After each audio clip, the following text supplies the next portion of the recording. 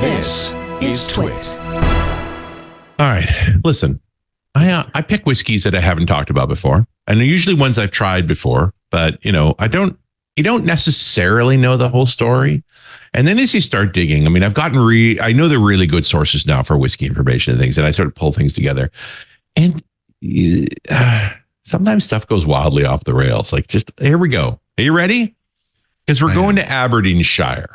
Okay, now Aberdeenshire is the land around the city of Aberdeen on the east coast of Scotland, nominally part of the Highlands, but recognizing the Highlands are sort of a catch-all for everything north of the lowlands, right? Except they've carved out Speyside and so on, and the islands are handled separately. Because really you're talking about a very different terroir over on the east side of the Cairngorms versus the west side of the Cairngorms. Now, you look at the name of the whiskey, and how do you think you pronounce that? I don't attempt ever to. Founder's Reserve. Oh, yeah, Founder's Reserve, good one. Cask strength. Glen Garioch. The correct pronunciation is Glen Garioch. Geary? Obviously. Okay, good luck. Okay. So it's like Glen Wister.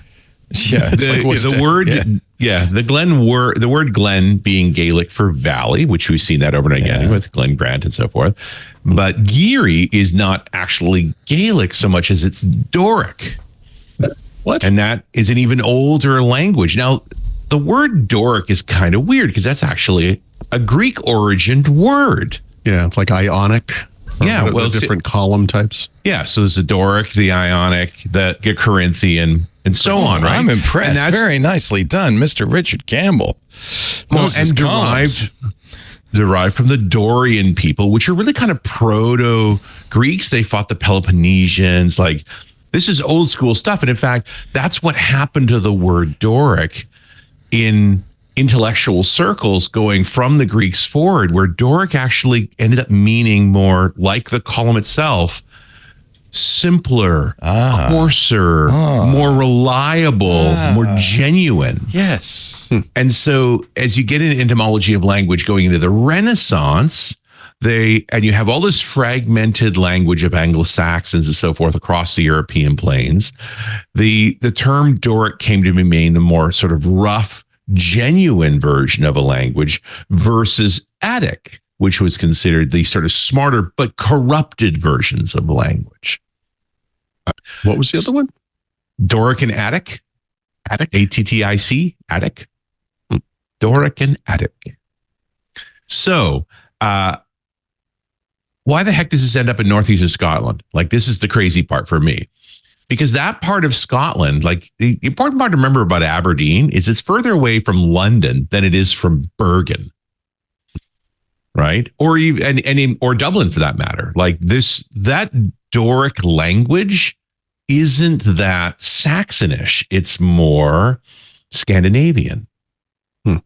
And so the Geary is this mashup between Gaelic and an older Scandinavian language that was derived, but to help preserve it, they've adopted the name. So I'm not misusing the word Doric, like it's not applied scientifically per se, but that those Scots in that part of the world have said, hey, we have our own dialect. We like this dialect, and we are going to protect it. To the point where the late, great Queen Elizabeth II spoke Doric. What? She knew the language. Wow. I mean, she also spoke English, obviously. But I would be clear, Balmoral Castle, which was the summer residence for the royal family, about an hour. An hour west of Aberdeen, up in the Cairngorms. So is it a kind of version of Gaelic? So there's the Gaelic influences, but this is also the Scandinavian influences, which have more of the Doric origins on the two of them. I would also say, because you look at the spelling and go, what is this? Well, they also use different symbology before the Latin alphabet was applied to them. And we've got to remember that as much as the Queen was a lovely person that everybody seemed to get along with, the relationship between the English and the Scots are fairly adversarial at times. And so one of the aspects of language up there is obfuscation, because it's a great way to sort the local from the foreigner. You know, the English intent in Scotland most of the time was to extract more taxes and wealth. So you can't just go in there and burn the whole place down. Then there's no wealth. You have to subvert it. And so language became a tool to help rout out the spies. Anyway, we were talking about whiskey. Oh, yeah. And, Yes. and more importantly, what Glen Garioch actually means is the Valley of the Granaries. Wow.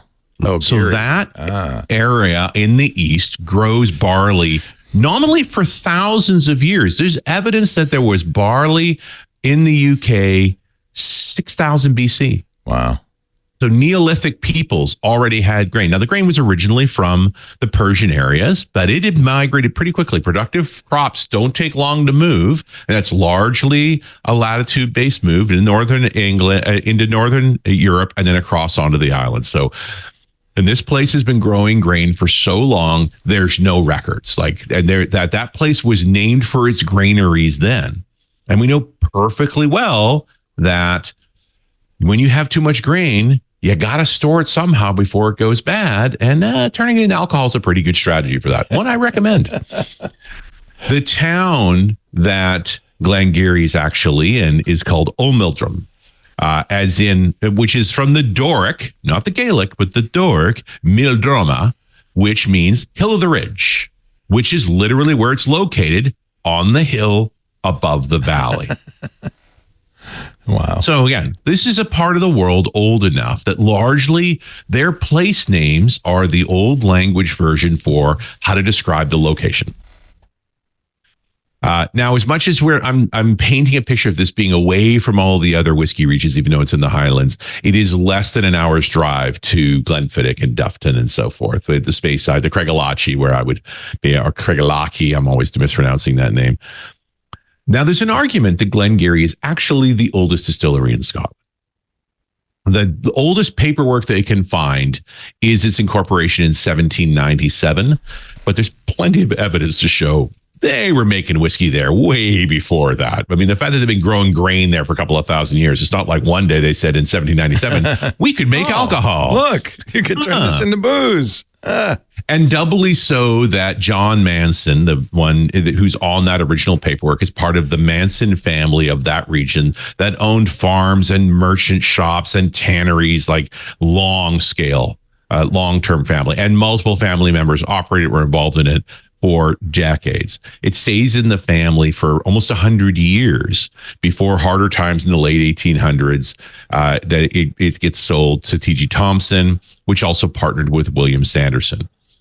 Sanderson's a legend in whiskey making from the late 1800s. He wanted to get into the blended whiskey business, so he poured enough money in to experiment with 100 different blendings and then had them tested with various people and found that the most popular one was that 69. And in fact, that 69 is still sold to this day, more than 100 years later. Unlike many distilleries of that era, this one survived prohibition. It did it by selling at a discount rather than going bankrupt to Booth Distilleries in 33. Ultimately sold off to Scottish Malt Distillers, which was part of the Distillers Company, which eventually becomes Diageo in 37. Although this is not owned by Diageo, they ended up selling it off. Shuts down during World War II, like everybody else. Come back up slowly as grain availability grows after the war. And then in the mid 60s, they had a crisis with their water source that actually shut the whole place down for 2 years. And in that time, a different group grabbed it in 1970, a fellow by the name of Stanley Morrison of Morrison Bowmore. So in the 1950s, Stanley Morrison and a couple of partners bought up a few distilleries. One of them was the Bowmore Distillery, hence the name. And then in 1970, they also acquired Glen Garioch. In 84, they bought Auchentoshan, and then there's other mergers after that. But one of the first things that Morrison worked on was fixing the water problem and hired some local professionals who found another spring not too far away in a farm over, made a deal. And so they were up and running by 1972. They switched over to gas-fired stills in 72. Floor maltings ended in 79, like most other places. And they were back in running well until the 90s, until 1994, when Suntory buys Morris and Bowmore all up. So that's Bowmore, Auchentoshan, and Glen Garioch, now part of Suntory. And there's a brief retooling then, so they shut down for a little while, and then in '97 they reopen as a Suntory holding, making the Glen Garioch that I've got here, this kind of whiskey. They make a few other additions. Here's a few things. I have toured this distillery, not since the latest set of renovations. I toured it in the 20 teens. Most of the buildings are original. You know, one of the things you'll notice, I've told these kinds of stories about distilleries now for a year and a half. And every time, one of the things I talk about is the major fire. Glen Garioch never had a major fire. Huh. There are buildings from the 1700s still there, still in use. How cool. They've modernized a lot of the internals, but one of the things you won't see are gigantic sweeping buildings, because the place was built a couple hundred years ago, and it just doesn't they didn't build that way. So it still has all that original infrastructure. Have you been there? Yeah. But I haven't seen the latest edition, and I'm going to talk about that just in a minute. So up until recently, this will be the coda, my other digressions beside me getting hung up on Doric. They were running about 1 million years production. They use a dry yeast process, no cream. I know you're disappointed. They use louder mashes, which is a very modern technique. So they produce a cloudy wort that has more flavor. Stainless steel washbacks. They got 8 of them. They run on 2 wash stills and 2 spirit stills of about 20,000 liters and 11,000 liters respectively. Their lie arm design is unique. Wide bottom stills with relatively short swan necks, but long horizontal lie arms. Give it part of their distinctive flavor. They primarily barrel in bourbon, finish in sherry, and their dunnage rooms are dirt floor, low walled, horizontal stacking, 3 high. Very old school. They make a 12, which is harder to find than their Founders Edition or Founders Reserve, which does not have a year on it, which means, it's probably younger than that, or at least there's something younger in it to stretch their production, because they do not make a lot. Not the simplest thing to find. It comes in at 48%, about $55 US for a bottle. Yeah, I don't know what to tell you, except that that's just a lovely dram. Is it really good? Oh, that's so great. Fruity, nice forward, no peat. It's old Highland and so forth. So this is a pretty good story. Here comes the crazy part. In 21, Suntory shuts them down again, spends $7.5 million US on the place. And in 22, they reopen. And Suntory, now look, I keep having this conflict. You don't want to like these big companies, the Diageos, the Suntories, the Pinot Royards, but they've also go in and they add things to places that have been, like Maker's Mark making, cellar editions and so forth, all because these bigger companies get involved. Well, Suntory has picked Glen Garioch to do a kind of modernization that hasn't been done before. And part of it is going back to old techniques. So one of the things they've done is gone back to direct fired wash stills.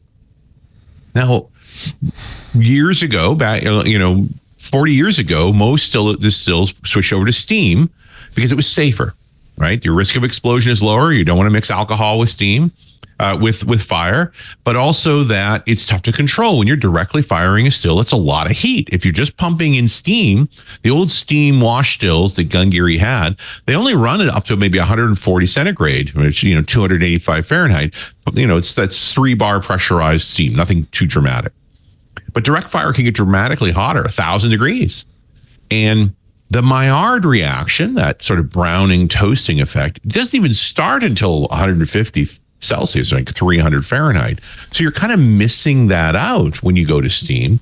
So they want to go back to they've moved back to the old technique where they're actually using fire on the wash still specifically. Now, besides the safety aspect, the other problem of using direct fire is because it's so much hotter, you have overheating problems. Often you can kick up foam into the still to the point where it'll actually go across the lie arm into the rectifier and really make a mess of things. So the difference now, of course, is while they're using the old technique, they have modern technology. So they now have a set of sensors that will carefully control the burners to not overheat the mash and to manage the foam for them. But then here's the crazy one. They're going back to floor maltings. Now, admittedly, this is part of the Morrison Bowmore group, and Bowmore is another distillery that does its own floor maltings. The reason to go to commercial maltings, obviously, is availability of grain and consistency of product, high yield. Like, it's a very easy way to go. You make a lot of product. Going back to your own floor maltings actually ties into this idea of doing direct fire, because in the end, your goal is to manipulate sugars in a new flavor.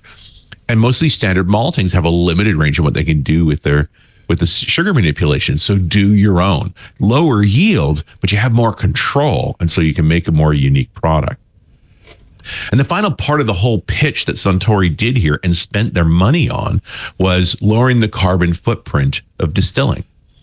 So not only are they managing their heat and resourcing locally so that they consume less resources to make the alcohol, they're also managing their heat better. So the excess heat that comes off the distillation process is used to preheat water. So they actually need to use less heating overall to run the system. And they're doing lots of water recapture to the point where they figure they can cut the water consumption for producing a liter of alcohol in half. So part of this is capturing old technique, which appeals to the whiskey aficionado a lot. And the other part of it is modernizing in a way that is beneficial to an industry that's fairly heavily consumptive. The problem is that was 22 and it's 24. There's no product yet. They've been laying up for 2 years. It's going to be probably 10 years before we really get to try this. So they're going to continue to produce the original edition because that's what's in their barrels, right? They've got some time on that. But all this cool new stuff we're talking about, we're probably not going to be able to taste it for a decade. Now, I saw Bevmo has the 12 year. Is that okay? That's fine, yeah. Around $50? Yeah, $69.99. Yeah, okay. Yeah, there's nothing wrong with that. Of course, it's got a year dedication on it, so somewhat more expensive than the Founders Reserve. Right. I'd drink either. They make a set of vintages as well, which often sell out immediately.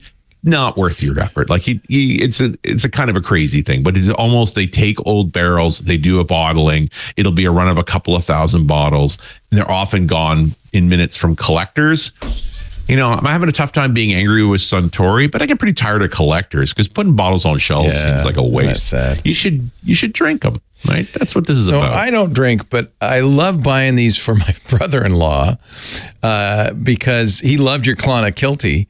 Because when he comes over, he really appreciates it. So I'm going to try to get some of this Glen Garioch. And then you run the YouTube video so you can hear the story of how it was made. There you go. And I won't tease him by asking him how to pronounce it. Wow, I love the stories behind these. That's what makes whiskey so interesting. I came in just to try and answer the questions about the whiskey, but then you fall in love with the madness of how these things happen, and so then I want to share it with you guys. Yeah, the story's great. Glen Garioch, go ahead and try to find that online. GlenGarioch. Glen Worcester. Glen Worcester. And they say Beam Suntory, so that's the official name. Or Suntory Beam, depending on who you ask. It's Jim Beam and Suntory. Wow. Yeah. But as long as I think they understand that there's a lot of value in these old names and not to mess with them. Well, and culturally, that's always been the thing, is protect the name, right? Bring the name back around again. Right. So they're still doing that. Glen Garioch, Highland Single Malt Scotch Whiskey. Founders Reserve, if you can find it. But I did see the Bevmo has the 12 year, so probably not anymore. It's probably all gone right now. Very fun. Thank you, Richard Campbell.